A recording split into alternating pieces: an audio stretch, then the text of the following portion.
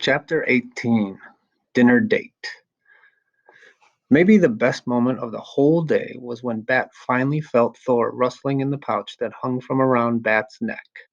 Thor woke from his nap just when Lawrence was finishing the last bath, which was for an inky spaniel named Webster. "Lawrence!" Bat said. "Thor is waking up!" Bat pulled open the sling and gently extracted the kit from it, holding Thor's warm, wiggly body up to his cheek. The kit's nose twitched as he snuffed around. "Baby wants his milk," Lawrence said, and together they fed him. If Bat had his way, he would wear Thor in the sling all the time, but Mom made him take it off at bath time and bedtime. She was willing to compromise at dinner. "Really, Bat? Don't you think Thor would be more comfortable in his enclosure?"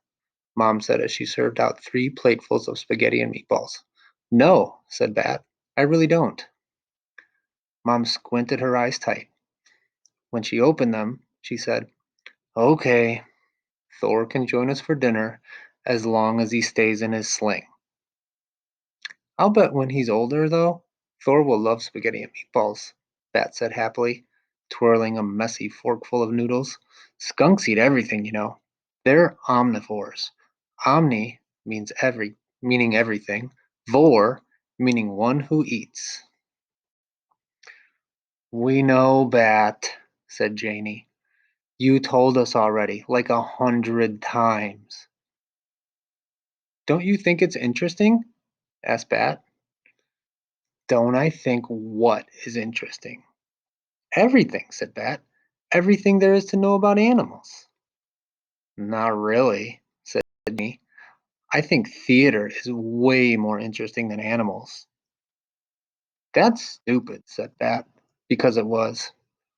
"Bat," said Mom in her warning voice, deep and serious with her eyebrows pointed toward her nose. "I'm sorry I said your interest is stupid," said Bat. He wasn't actually sorry, because Janie's interest was stupid.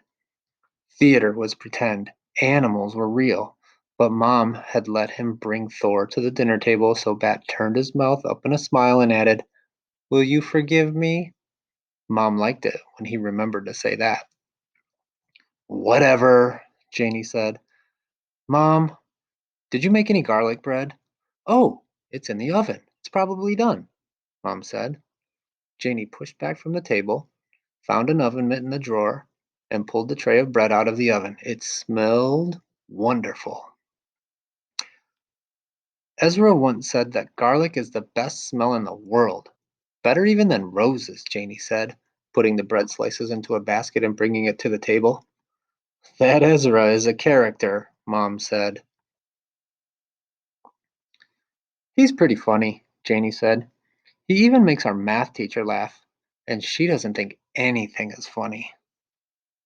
"If she doesn't think anything is funny," Bat said, reaching across the table for a piece of bread, "then why does she laugh at Ezra?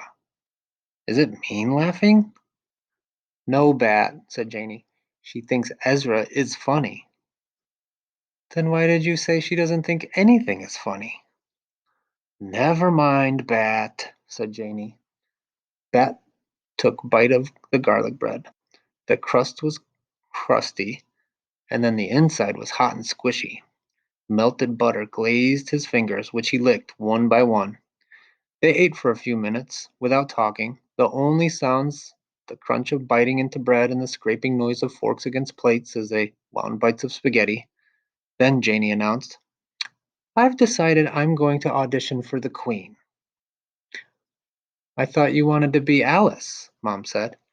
"That was before I read the script," Janie said. "Then I realized that Alice is boring. She just wanders around whining about everything." "You'd be good at that part," Bat said. "You're good at whining." "Mom," whined Janie. "Make him stop." "Bat," said Mom, "that wasn't nice." "But I said she'd make a good Alice," Bat said.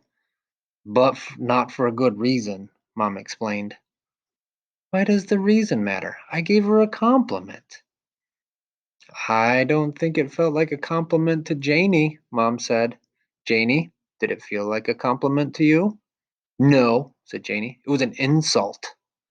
You see, Bat, said Mom. It wasn't a compliment to Janie. Suddenly, Bat wished that he had been wearing his earmuffs and that he hadn't even heard Mom and Janie talking about the play. Sometimes it was just better if Bat kept his thoughts to himself.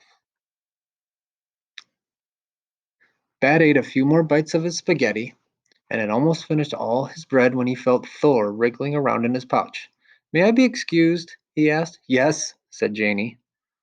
Honey, you know it's up to you to model good behavior, Bat heard Mom say to Janie as he headed to the refrigerator to get out the puppy formula. Sometimes, Mom, even I'm not a good enough actress to pretend not to notice when Bat is being weird. Oh, Janie, said Mom. Get out the formula, Bat told himself. Put some in the syringe, warm it up, ignore Janie. Bat knew that sometimes Janie thought he was weird, but he still didn't like to hear her say it out loud. Actually, Janie could be weird too, like when she sang at the top of her lungs in the shower, even though there wasn't an audience, and how she cared if her hair was wavy or straight. Did Ezra ever think that Janie was weird? Maybe that's what makes Ezra her friend, Bat thought.